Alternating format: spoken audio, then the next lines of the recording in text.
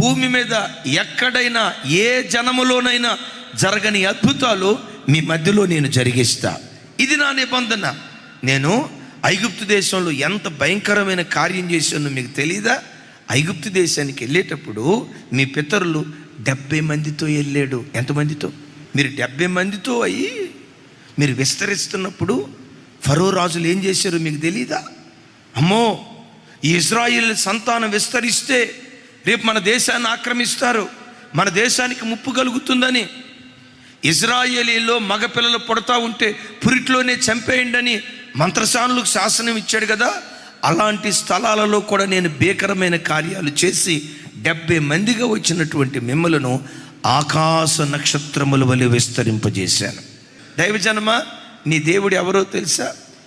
ఏ ప్రాంతంలోనైతే ప్రజలు నిన్ను అణచాలని ప్రయత్నం చేస్తారు, ఏ ప్రాంతంలోనైతే ప్రజలు